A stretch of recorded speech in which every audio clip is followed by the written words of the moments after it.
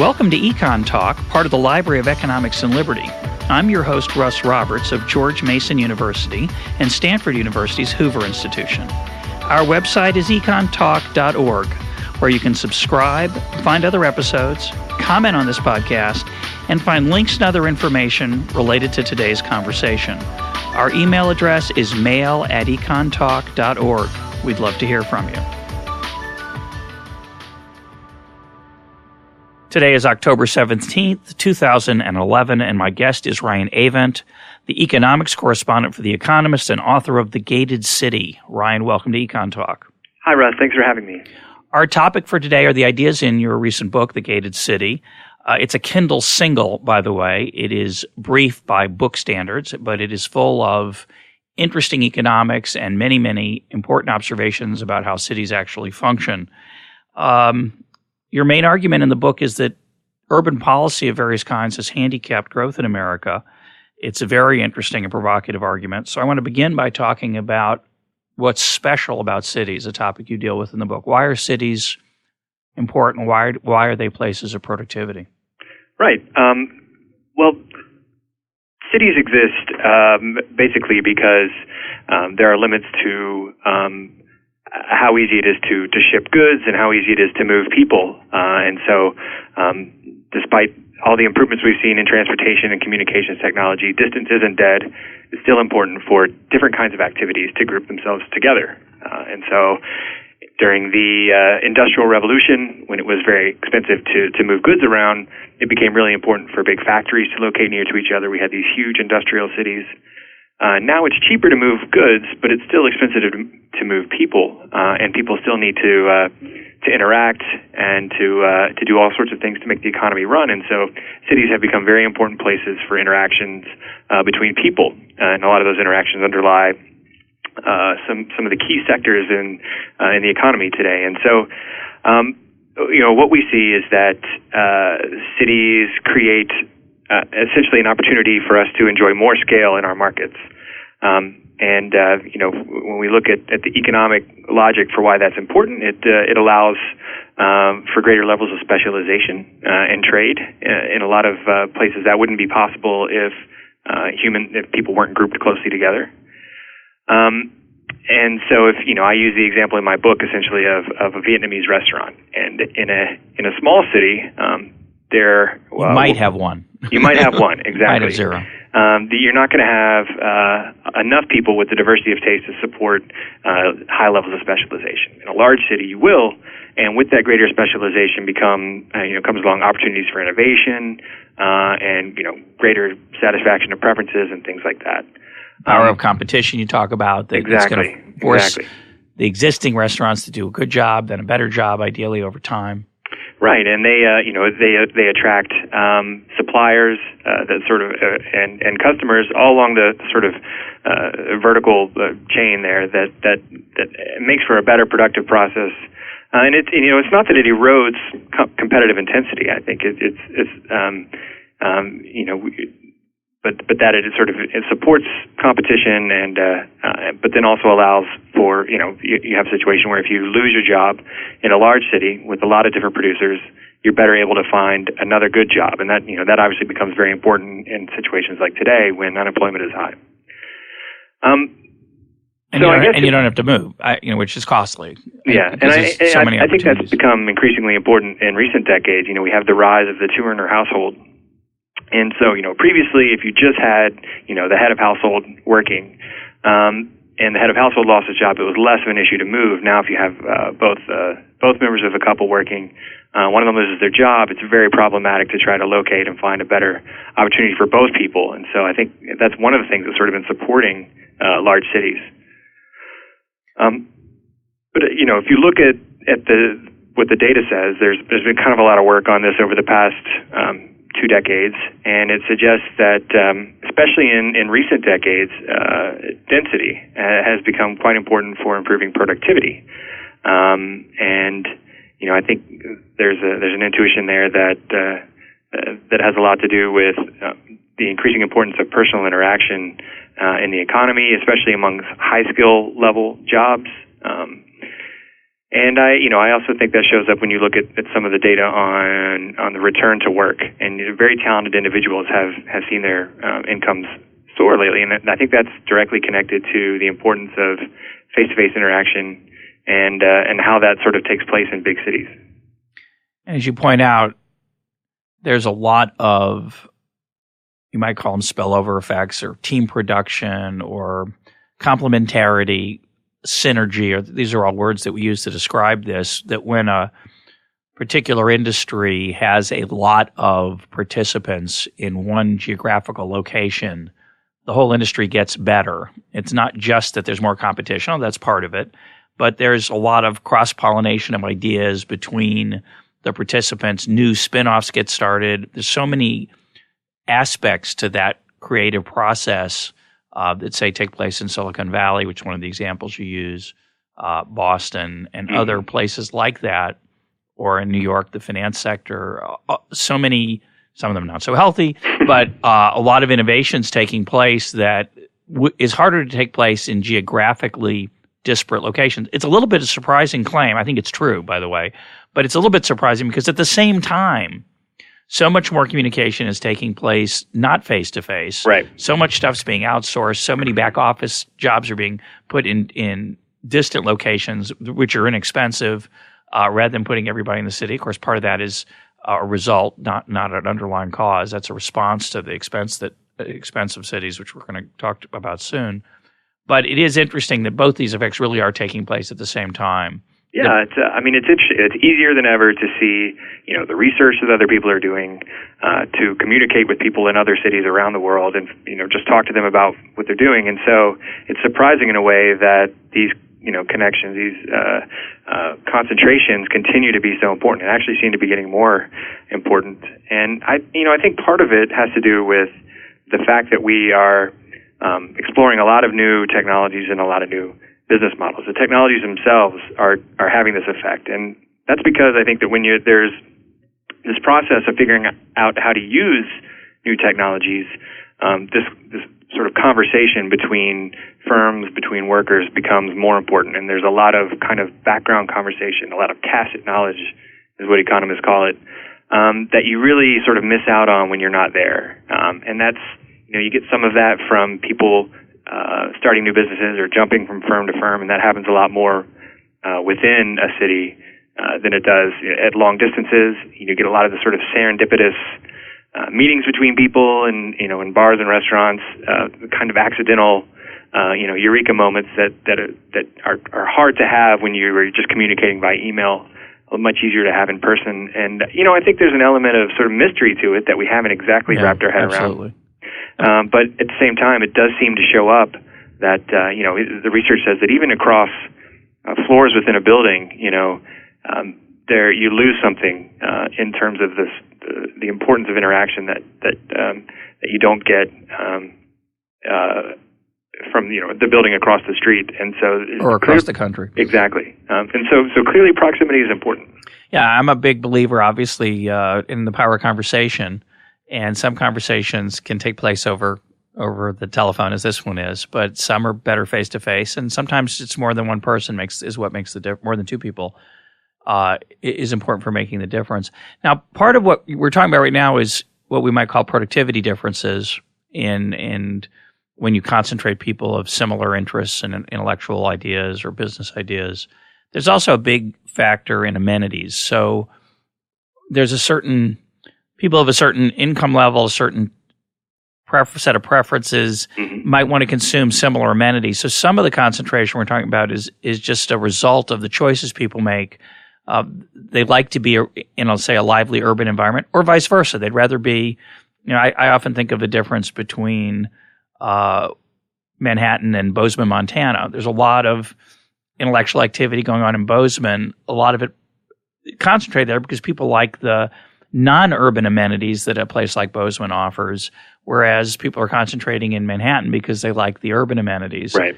And one of the, I think, key things that's easy to forget about, and I'd like you to turn to now, is density. You mentioned it briefly. Talk about why density is important. And of course, in Bozeman, there's a certain lack of density that people like, but in most urban settings, density is very powerful. Right. Well, I think that's right, and it's right on the production side. It's also right on the consumer side, and economist Ed Glazer has made this point a number of times. And it works in a couple different ways. I mean, one of the ways that it works is in that when you have a lot of people, but they're in one large market, then it's easier to satisfy sort of very, sort of unique tastes. There are enough people in Manhattan or in New York City that you can have a successful business catering even to very incredibly niche needs there. And people like being in an area where there are a lot of unique businesses catering to those niche industries. You may not be someone who's always going to be interested in going to see a very interesting kind of avant-garde theater, but you like being in a city that has that option available, and maybe you want to go once every few years. And then another aspect of it, I think, is the scale effect that, when you're in a market like New York City that's so large, you have enough people there to support things that require very, huge audiences to really work. And that's like big sporting events, that's big museums, things that really require a lot of sort of turnover to work. And so in a market like New York City, there's a lot of things going on that you just can't replicate elsewhere. And a lot of those things are experiential goods. That it's not the kind of thing you can get in Houston unless you're willing to pay for an airline ticket to fly to New York. So I think we've definitely seen a rise in these kinds of experiential amenity values, and that certainly is one of the things that's driving the popularity of places like New York and other dense cities. As you point out in the book, when we think of density and we think of a place like Manhattan or Tokyo, where the density is very intense in a very concentrated area, we often forget about the importance of density in suburban areas as well. So in the rings around these urban cores, suburbs also have varying amounts of density with consequences about productivity and amenities as well. Yeah, that's absolutely right. I mean, I think when you say the word density, people automatically think of Midtown Manhattan and imagine that it means very tall skyscrapers. I say in the book, I live in one of the denser places in the country, and that's Arlington County in Northern Virginia, just outside Washington. But it looks very, very different from Manhattan. There aren't a lot of very tall skyscrapers. Parts of the county have single-family homes and are very suburban, and indeed, Fairfax County right next door is almost entirely suburban, and yet is still a fairly dense place. So, you're going to see a range of densities there, and it matters if you're going up in density, even at lower levels of density. And so you see a place like Silicon Valley, which looks nothing like Manhattan. A lot of suburban office campuses and suburban development. But actually, as it turns out, in terms of jobs per square mile, it is really quite dense, and that matters in terms of the effectiveness of the talent in the area, in terms of the size of the labor market. And so it's not just a story about trying to make every place like Manhattan. It's about the extent to which large markets, whatever they end up looking like, are important for productivity. Now, your argument is that we have distorted the amount of density that we consume, the amount of density that there is, and we have underconsumed density. That a denser urban and suburban America would be much more productive, and we have biased through some public policies our choices with some surprising consequences. We'll turn to those in a minute. But first, let's talk about we've talked about the positive side of density so far, which is specialization, the concentration of amenities because of economies of scale. All this is right out of Adam Smith, The Division of Labor is Limited by the Extent of the Market. Mm-hmm. It's an old idea, but you're applying it to a very new set of policies.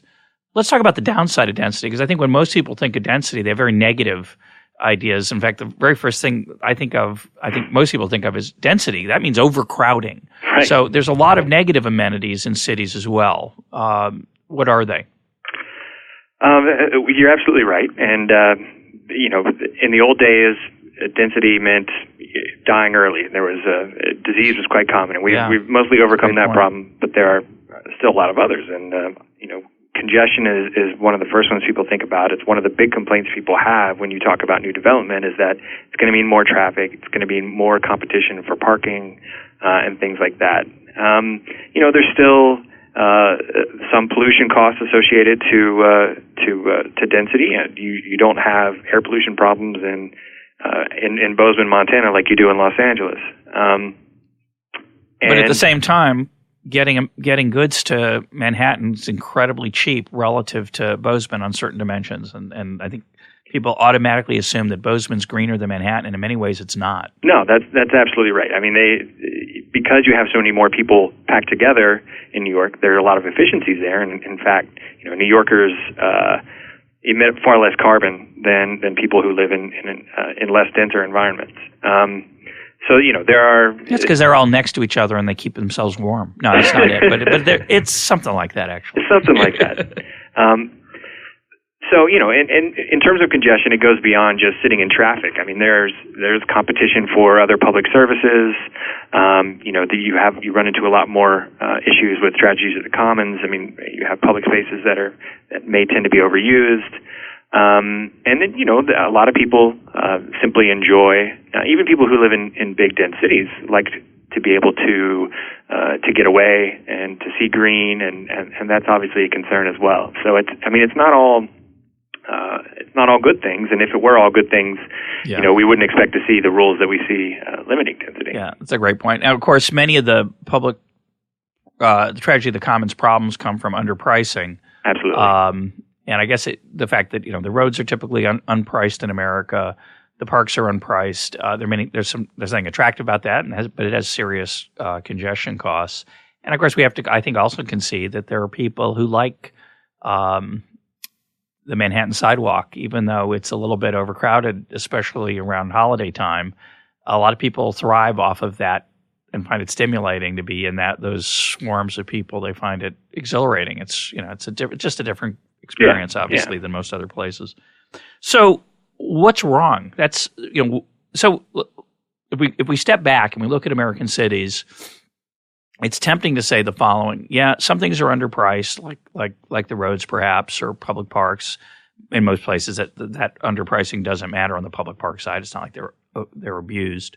But on the roads, we'd say that's a problem. But for the most part, what's wrong with with a conclusion that says, well, okay, cities are crowded, but that what happens is as they get crowded and as it gets harder and harder to get around them, and then so some people choose not to live in those cities or in the densest part of them. They choose the suburbs, and people sort themselves out. The people who want a big yard move out to the suburbs. The people who want to live closer to the really good Vietnamese restaurants and all the other incredible things that a big city offers, they live closer to those by living in the urban core.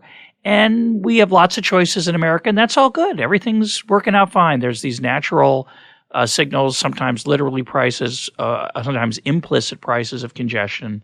And that's what determines where people want to live. They look at their preferences and the alternatives, and they choose accordingly. So everything's fine. But you say no. Why? I say no, and I think that what we essentially see is that the prices are telling us something important, but it's not that we've sort of filtered people into the places where they're where we're fitting them to the city that matches their taste.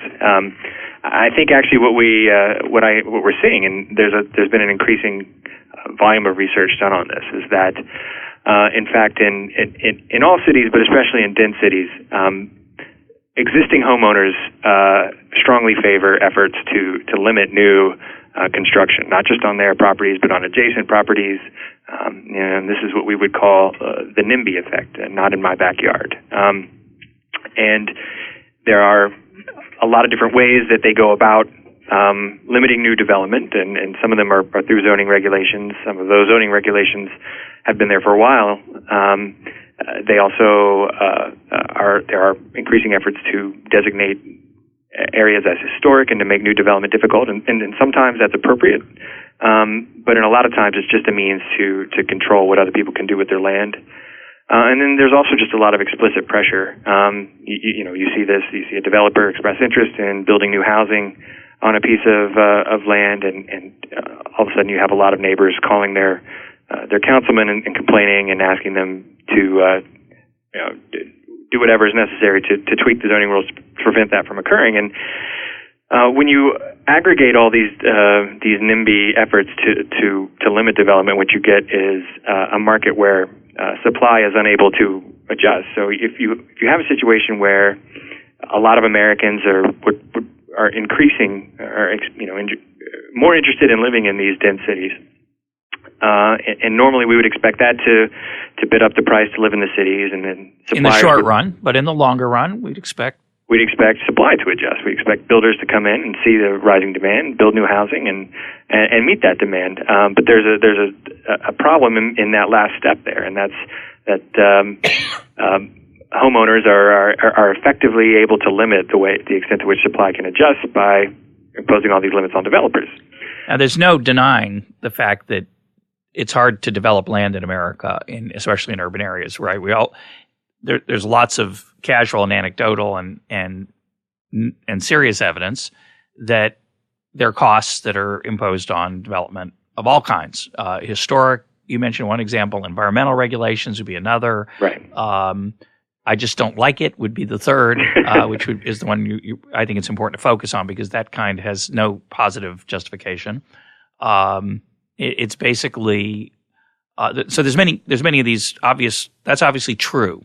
Right. But what I found impressive about your book, which made me think a lot more about it than I had before, was the implications that has for the actual numbers of in terms of housing stock and housing prices, and what's happened to population in places that I would have assumed were growing. Right. So talk about that. Well, there has been a sense, I think, and it's a correct sense, that cities that had been struggling in the 60s and 70s have really enjoyed a turnaround, and they have. Places like New York, Boston, Washington, the Bay Area.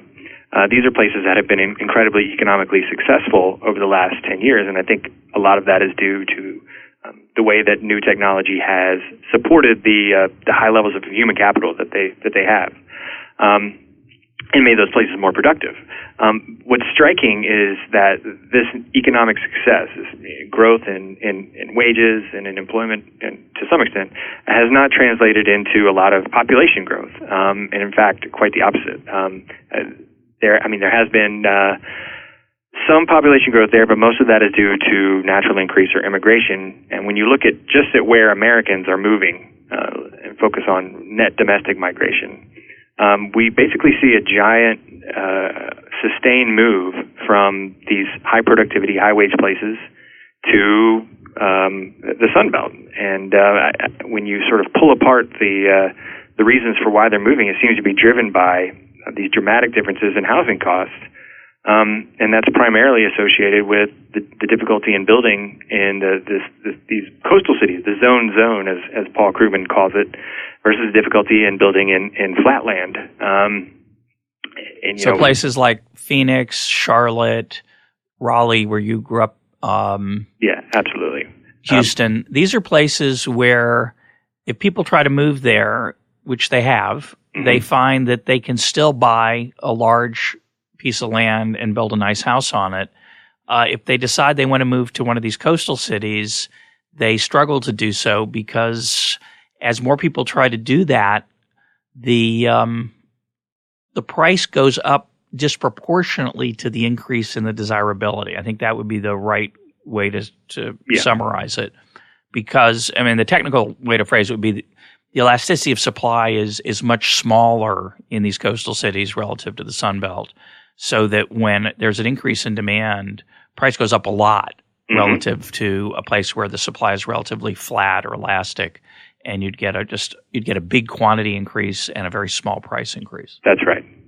And so the effect is over the course of the past 10 to 20 years has really been that population has flowed to the places that have very elastic housing supply, and not to the places that have really been seeing strong economic growth, strong wage growth. And to come back to the surprising part of this, is that if you told me that it's more expensive to live in San Francisco than Phoenix, I would have said, well, of course it is. It's a lot more pleasant to live in San Francisco. It's not surprising it's more expensive. But what you're really talking about, and that's what markets do. They take the things that are precious, that aren't easy to duplicate, like the Bay Area's weather or the vistas or the amenities of a city or the productivity of being around a lot of people like you, like one who's working in these industries we've been discussing. Well, sure, that's what happens. They get expensive to live there, and that rations the number of people who live there, which it has to, because there's a limited amount of space there. Right. And that's sort of the standard economics argument. But you point out it's not really working that way.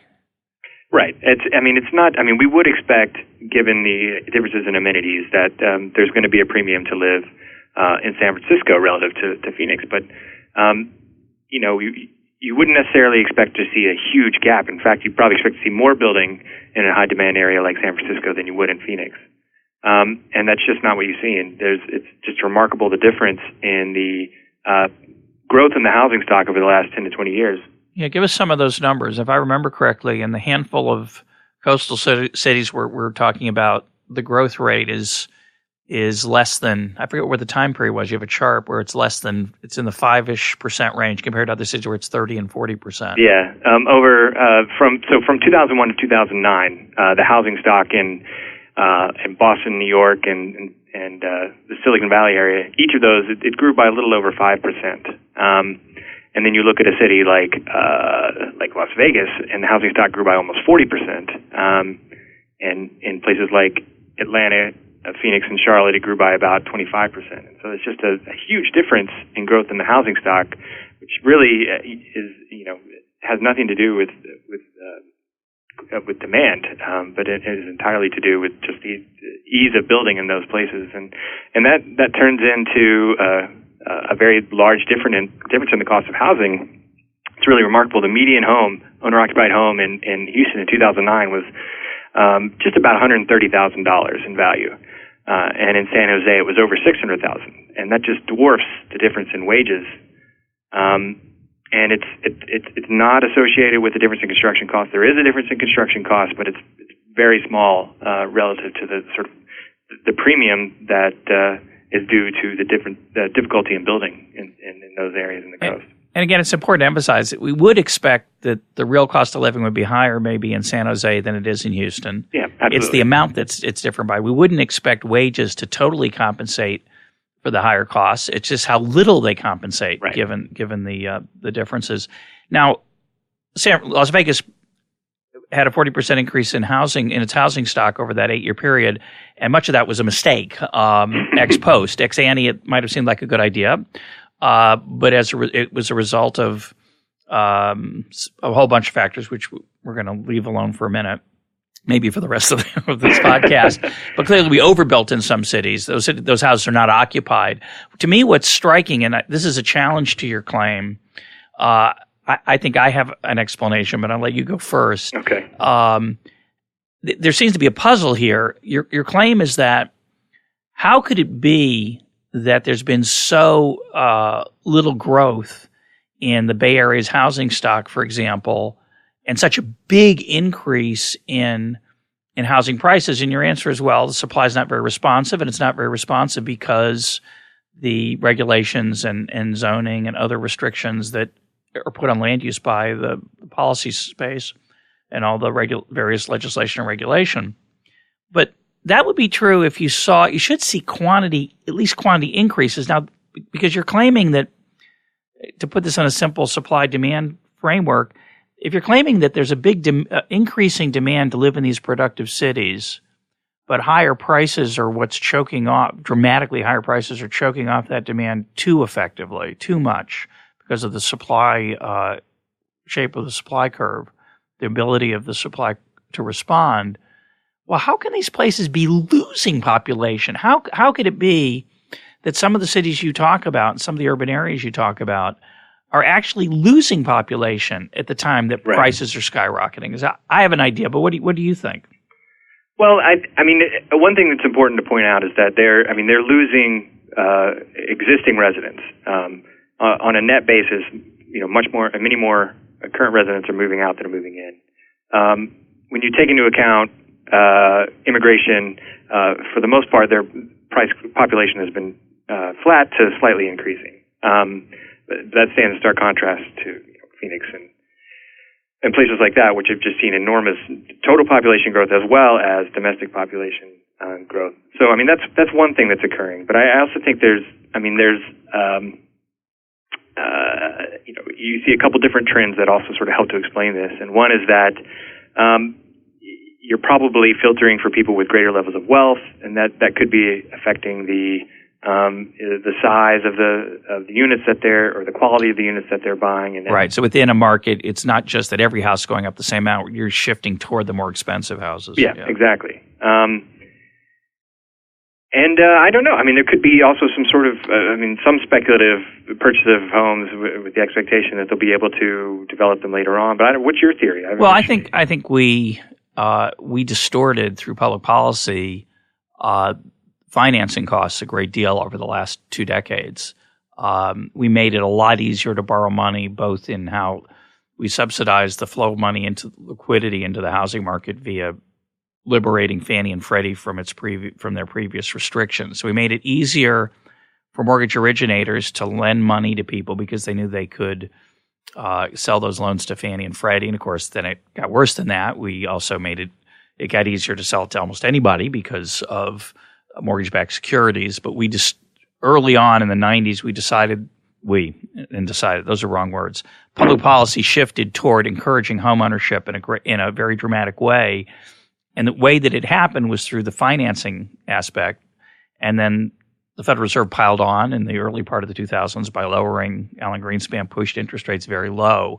So even though there weren't necessarily more people trying to live in San Francisco, this is a variant of your argument, really, sort of the underlying cause.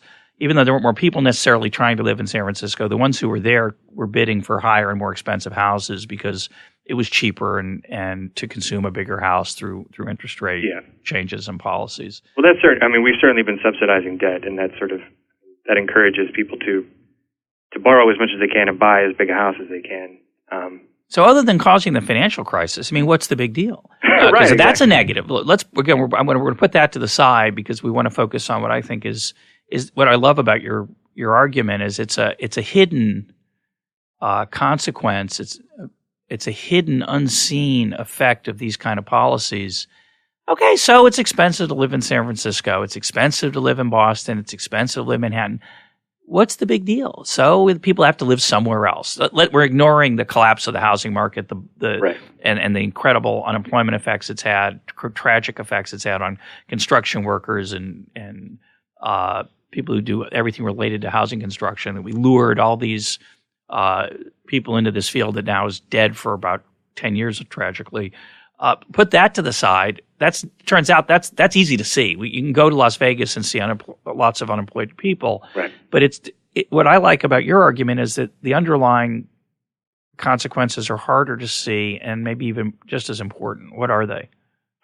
Well, I think the main one that I focus on is that we in sort of making it difficult to satisfy demand in these cities, we're producing this big shift, and I think it's happening mostly among middle-skilled workers who are upping sticks and moving to cities that seem to have better opportunities for them. Most specifically, they can afford to put their house and put their family in a home that's large and comfortable and probably newer than where they could in the Bay Area. But the impact of that is that they're taking their family to a different labor market, and productivity levels are lower. That's one of the points that I make. But it's also the sort of distribution of jobs that we see in these fast-growing cities is different from what we see in places like Silicon Valley and Boston. It's more oriented toward non-tradable sectors. That's things like healthcare and education rather than high technology. And so there's an impact there, and I think our productive potential and our innovative potential, and also the ability of a lot of these middle-skilled households to find work in these new industries. And I think it also has an impact on our ability to trade. When we talk about the industries that we see in these coastal cities, they tend to be a lot of exporting industries, a lot of high value-added industries, and these 100 years ago, these were the industries that really were attracting millions and millions of workers. And now it's curious that they're repelling them, and we're employing more and more people in low productivity industries. And some of that is going to be the natural evolution of the economy, we're going to be, as the population changes and ages, we're going to be employing more people in healthcare, which tends to be a low productivity field.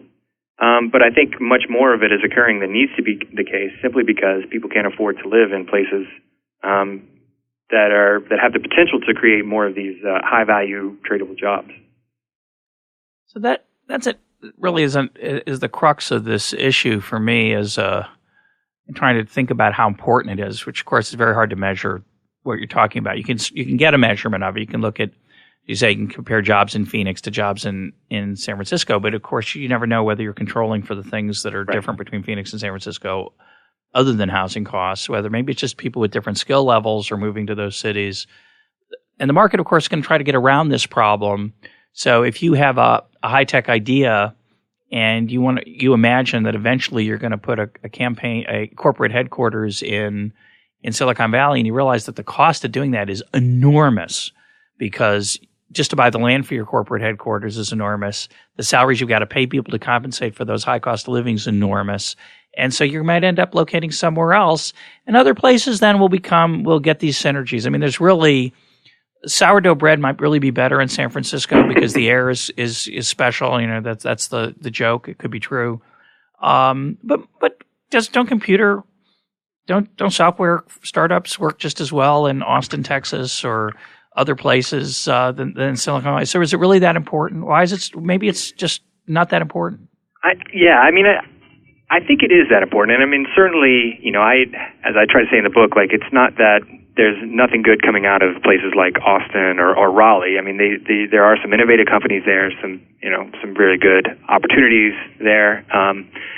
But I think that we underappreciate the extent to which these large agglomerations, places like Silicon Valley, are very important for figuring out how to use our best new ideas. And it comes out in a couple of different ways in the research. I mean, one thing that we see is that spillovers from new innovations it's much easier to take advantage of them when you're in a place that's close to the location of the innovation. And I think that has a lot to do with this sort of tacit knowledge aspect that we talked about earlier. But it's also, I think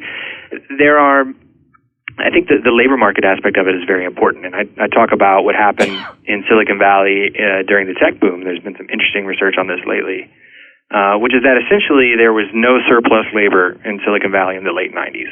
Firms... Pretty low unemployment rate. Pretty low, like 2 to 3%. And, that was great for the workers who were there, who could afford to be there.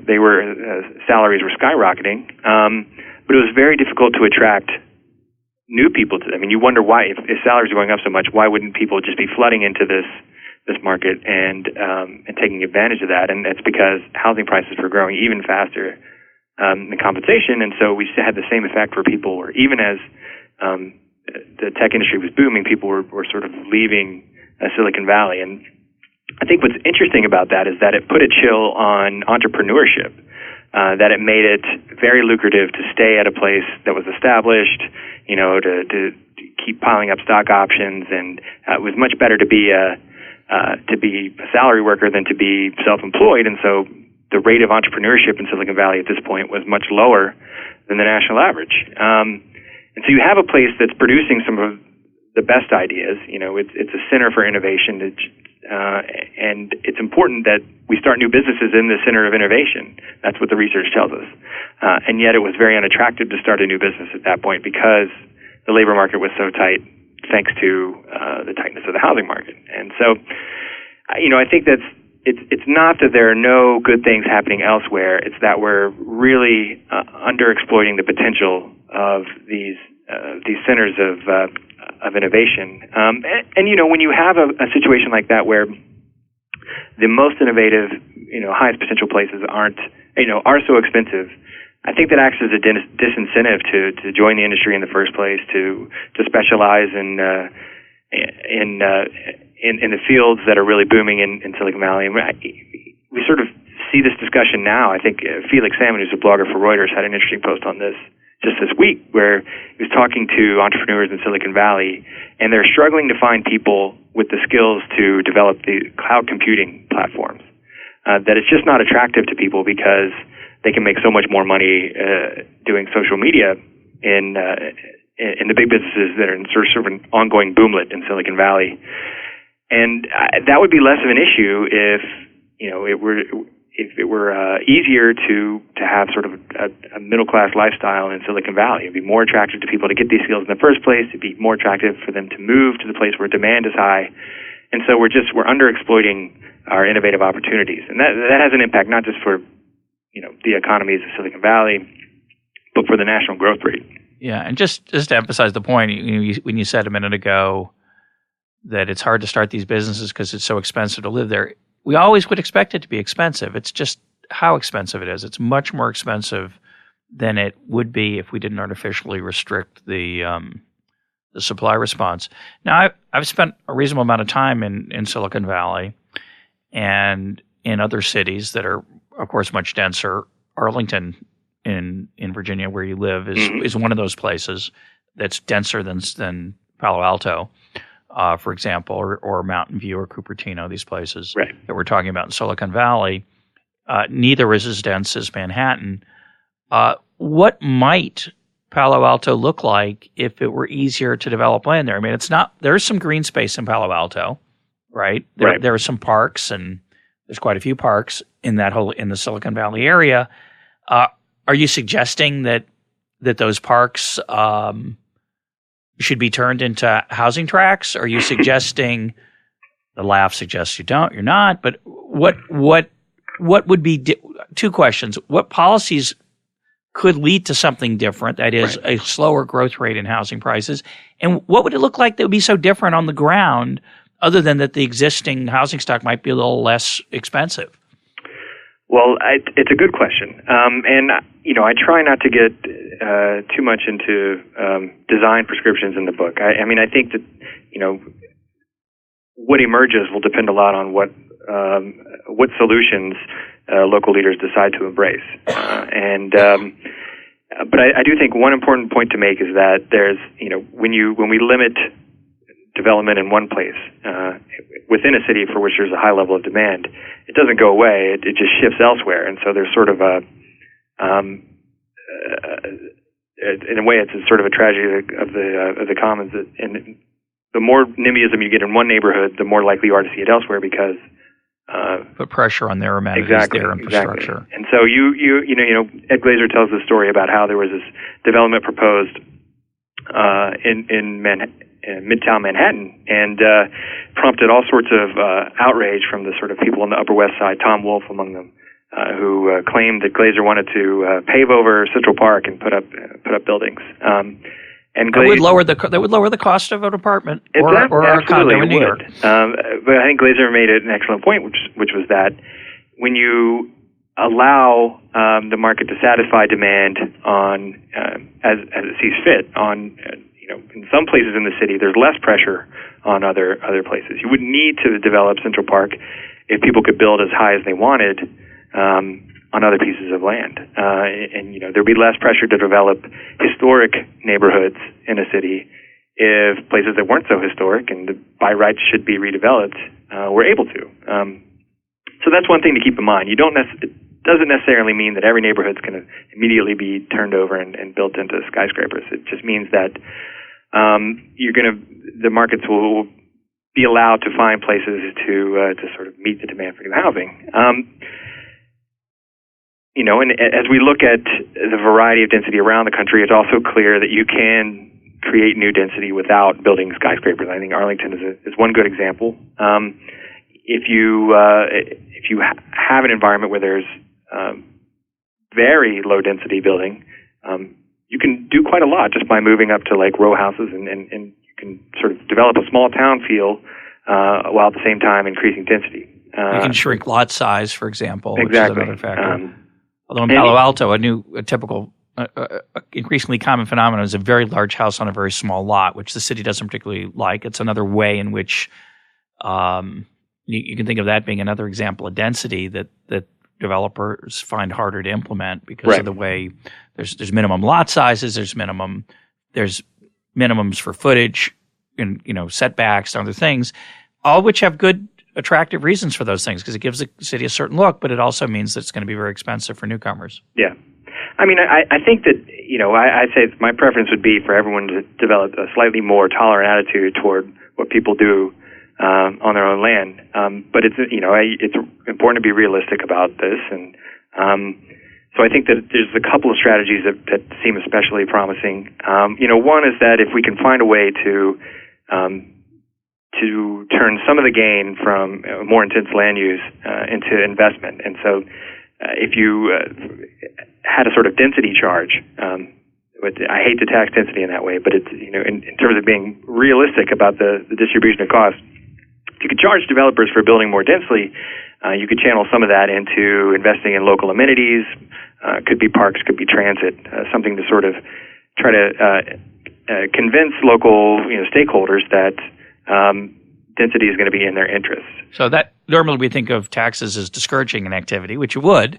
It would make it more expensive for developers to make urban areas more dense, but you're arguing that the political consequences of that would outweigh that and we'd get more, correct? That would be the hope, right? And, certainly if you had a situation where it was easy for developers to build now, you wouldn't want to tax density in that way because it would discourage it. But when you have a situation where the political interests are aligned against any new building, conceivably you could change the local political dynamics such that it was easier to build. An alternative, I think, and this is, people have different ideas about how to invest in transportation, and I appreciate that, but transit-oriented development is something that's been fairly successful in the Washington area in turning areas that are... What is transit-oriented development? Transit-oriented development is essentially when you build a transit line, it could be a metro line or a light rail line, and sort of use that to change the equilibrium around the stations from one that's focused around driving and low-density development into one that's focused on using transit and changing the local streetscapes to encourage walking, and then as a result you can support higher levels of density. So if you look at the Washington area, in Arlington where I live, the Orange Line corridor is a series of stops that the county has used to facilitate greater levels of density. You see more multi-unit apartment buildings, more office buildings with some height. And because it's around Metro, I think it's easier to convince people that traffic isn't going to become a problem, that there will be some nice benefit in terms of developing a walkable community. And that sort of allowed Arlington to grow much faster than the typical close-in suburb. I note that Arlington over the past 10 years has grown almost 20%, which is about twice in terms of population, which is twice the national growth rate in population. So if there's buy-in, it's conceivable that it can work. Right now, Fairfax County is trying a much more aggressive approach and turning this Tyson's Corner, which is a sort of mass of highways and strip malls, giant parking lots, and trying to completely overhaul that. And I think a lot of people will be watching closely to see if it can work on that scale. Now, I mean, it's not something you want to rush into. Transit is expensive. Really expensive. There's the temptation, I think, a lot of times for government to use things like eminent domain to sort of steamroll local interest, and that's something I'm not in favor of. I don't think the way to achieve density is to have government come in and take over the land and mandate it. But I do think that if we're going to be building infrastructure anyway because the population is growing, and if we can do it in a cost-conscious way, then it may make sense to look at places where a different kind of infrastructure like transit can sort of change the equilibrium and allow for more density. Let me come back and ask you a similar question that I asked you before. I'm going to try to come from a different place than I did before. A city I don't think you mentioned very much in the book is Portland, Oregon. Mm-hmm. Now, Portland has really taken many of the ideas that we're talking about here that we're being critical of on the growth side to heart, and they're in many ways the most extreme versions. Much, much harder, my understanding, I might be wrong, but my understanding is much, much harder to develop in Portland than in many other cities. If you talk about to people who live there, they say, well, Portland's special, and we love the city.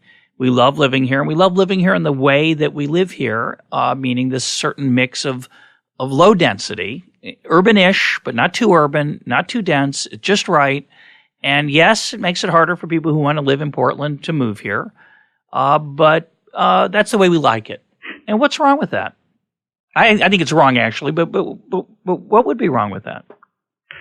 Well, and you could argue that, by the way, that according to your ideas, they're just punishing themselves. Isn't there this natural reaction that should come from the fact that since they're living this undense life, they're missing out on all these complementarities and more Vietnamese restaurants and everything? So maybe it's just the right level. You're just exaggerating. It has been interesting. I mean, you would think that in writing this book that I would provoke a lot of anger from people who love their suburbs and want to keep them that way, but there's also been quite a lot of pushback from people who are what you might call new urbanists, that sort of treasure this kind of dense but not too dense approach to city building and sort of see tall buildings as an abomination. No, I think that that's a very natural response, and people, when they purchase a home or decide to live in a place, they're not just purchasing the place that they live; they're purchasing the neighborhood and the amenities that come with it. The problem, as I see it, is that the property rights don't actually match up in that way, and that you purchase a home and you feel like you're purchasing the neighborhood, but you don't actually have any ownership over that. And so, because there's a sort of gray area, we're not in a position to help neighborhoods strike bargains between what's in the interest of the city as a whole and what's in the interest of the neighborhood. And so you get a sense where everyone is fighting density, and even though they would be better off if the city as a whole allowed more density, it's kind of a collective action problem. And so, to some extent, I think that's one way of looking at what's going on in Portland. Everyone would like the city maybe to be a little more dense. They just don't want it to be dense in their particular area. Yeah. And if we can find a way to help strike bargains within the city, then everyone can be made better off. But I think, it's also important to say that, when we talk about negative externalities, we talk about the fact that when people make decisions and that are rational between, buyer and seller, they impose a negative cost on others. And I think, when we talk about pollution, we think it's appropriate to take some steps, whether it's taxing the act that produced the pollution or regulating it in some cases. We think it's appropriate to try to mitigate that in some way. And I guess essentially that's what I'm arguing, is that, in Portland, they have the right to do as they see fit up to a certain extent. But if we see that these actions are having a big negative cost on society as a whole, then maybe it's justified to step in and take some steps to make sure that we're not, that we're leaving everyone better off. And you want to be cautious in how that's used. But I think it's appropriate to have some check on the actions of people in places like Portland, simply because their decisions don't take into account the many other people who would like to live in Portland but are unable to, or the many other people who would benefit from greater growth in Portland and the higher productivity level that would result. And so I guess that's sort of the argument that I'm making. Yeah, and I want to shift directions now. Before I do, I just want to mention to my current and former students, and we're talking about supply responding. We're talking, of course, about movements along the supply curve, and we technically should have called it quantity supply. But when you talked about supply responding, I assume that's what people understood we meant. So for you technical supply and demand people out there, that's just an aside. Two things that are missing from your book that I wanted to challenge you on.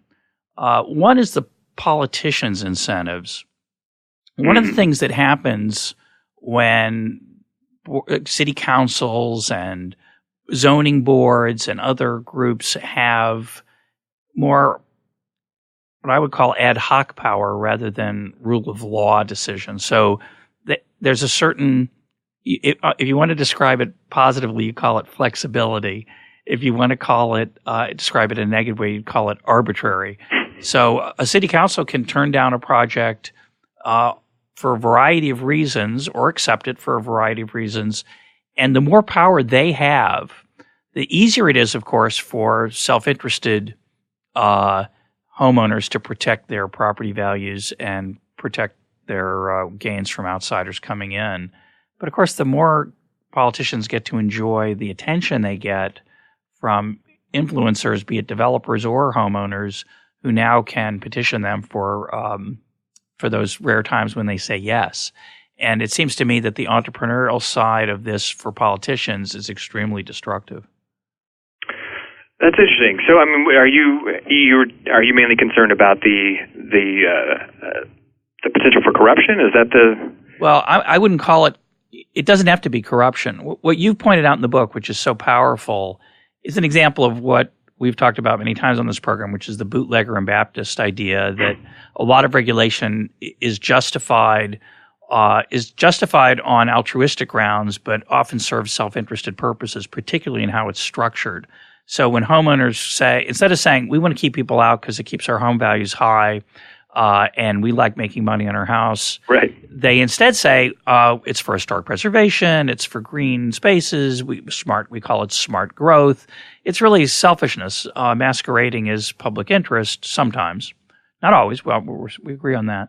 But when it's arbitrary, when you don't have clean, transparent, regular regulations that decide when a development is allowed versus not allowed, and when it's then going to come up every time for a vote, what you've done is you've created a tremendous amount of rent-seeking potential there for politicians to be selling essentially the occasional yes. Right. I live in Montgomery County, outside of D.C., a different side of the river from you, and there is no Super Walmart and no Wegmans grocery store in my county. Right. There's a special provision that if you have a really large store, you have to get a special permit. And so Wegmans and Walmart they have a choice. They can say, well, should we press for a permit that we might not get because there's no certainty about how we qualify? The existing grocery stores, Giant and others, make large donations to the City Council of Montgomery County and are good friends with them because they keep out their competitors. Mm-hmm. And it's a nasty – that's not corrupt. It's not – nobody's going to jail for it, but it's extremely destructive, and it makes it more expensive to live here. That's absolutely true. And I mean, I think that I think it would be helpful to move to a more rule-based system for adopting these things. And I think I advocate a couple of things along those lines. One of them is a zoning budget. Talk about that and some other ideas in the book that you think might improve things. Sure. I think one issue that we see is that there's a lot of these sort of pressures to constrain development or get special political consideration at a hyper-local level. And the problem is that we don't consider these decisions at the level of the metropolitan area as a whole. And I think it's, one thing that would be useful is to find ways to sort of tie politicians' hands. One suggestion that's been made by a couple of scholars, Roderick Hills and David Schleicher, for a zoning budget. And essentially, the council decides, or whatever the ruling body is, decides that it's going to accept a certain amount of new development each year, and that sort of ties their hands. It constrains their ability to meet this or that demand. Or another way of looking at it is that it gives politicians an opportunity to blame their decision to say yes or no on something else. They can say, look, we had no choice in the matter because we had to follow the zoning budget, which I think is useful as a way to try to get politicians to behave better, is to give them someone to blame. And part of the problem, of course, is that the insiders, people already there, vote, and the people who'd like to live there can't vote against these policies because they're not on the rolls yet. But that suggests that these kind of policies will never pass. No city council would impose those kind of restraints on themselves, and the voters won't like it either. Right. I mean, it sort of counts on a level of enlightenment there that we may not get, and you would expect that whatever the zoning budget level is, it'll be set at a level that's lower than the optimum. Yeah. That said, I think that even setting a zoning budget lower than the optimum may produce better effects than if you just have sort of arbitrary decisions being made. But I think I sort of make a point of this in the book, that and I think actually Tyler Cowen has made this point as well, is that there seems to be an extent to which people are willing to accept greater levels of openness and density if they feel like there's less state there to be abused. There seems to be some sort of trade-off there. And when you look at a place like Texas, which is very open to immigration relative to some of its neighbors, which is very open to development in its big cities, Houston and Dallas just have enormous housing stock growth, enormous in-migration and population growth. And that sort of corresponds to a smaller state, a less, and there's fewer public services there, and this is a sore spot occasionally for Texas politicians running for higher office. That there's not as much state there to benefit the newcomers, and I think that's maybe not coincidental that people are more willing to accept outsiders when there's less in the way of state spoils to be shared. And so maybe that's one of the lessons here, which is that that there's some sort of trade-off, and maybe we need to think harder about whether policies that we think are helpful in general, which could be things to make healthcare more open or cheap public education. And I'm not suggesting we should get rid of them, but maybe that when we have a high level of public education, that's going to increase the desire to exclude outsiders out of fear that those public goods are going to be exploited by those outsiders. And that's one of the questions I don't really have a good answer to, but it seems potentially to emerge from what I've argued here. And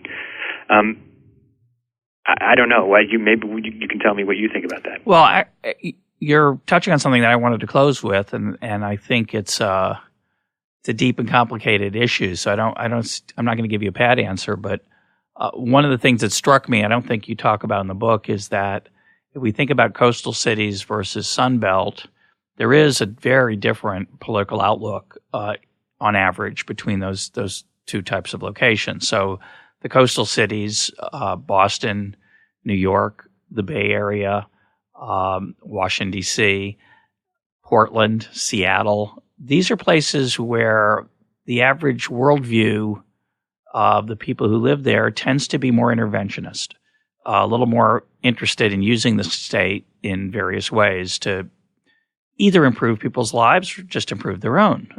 That's the tension we've been talking about in the last few minutes.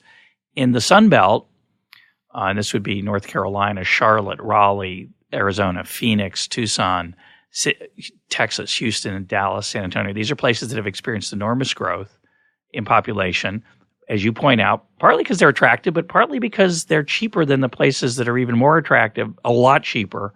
Mm-hmm. And those are places where people tend to be more skeptical about the value of intervention by the government, where the state, they generally want a smaller state. And I don't think that's a coincidence. And I think those worldviews result in different zoning policies, obviously, and are going to make it more and more likely that this competition, which is what it is, between these urban areas continues in the direction it's going, where there's places that have much more open opportunities for development and places that have less. The places that have less are going to stay about the size they're at, and the places that have more are going to inevitably attract more people. And that's going to have an increasingly important political dynamic that feeds back on the outcome. So it's a really interesting issue. Yeah, I mean, I agree with you, and I think it's interesting when you look at when you have these coastal cities that exclude a lot of people through housing costs, and that creates pressure for other interventions. I mean, it creates pressure to find ways to ameliorate the situation for lower income people through affordable housing measures, and to do things about the school systems that apply to lower income households there. And rather than sort of allowing the market to do more of the work of equalizing opportunity, you end up feeling like, we need to do something about the fact that a lot of people are being left behind, when in fact they're being left behind because so many of them can't afford to take advantage of the opportunities there. And you see that, I think, in Europe as well. You have Scandinavian countries that have rich economies, really high-quality public services, but they're really only able to maintain those things because they are not welcoming, for the most part, to outsiders. And so is that a trade-off that's really a good one to make? And maybe it'd be better if we were allowing more people to take advantage of these opportunities, even if that meant that we couldn't do quite as much in terms of supporting those newcomers through state intervention. That's going to be, I think, something that continues to be debated as we watch this play out over the next 10 years, where people are moving and what they're doing when they get there. My guest today has been Ryan Avent. Ryan, thanks for being part of EconTalk. Thank you, Rez. It's been great to be here.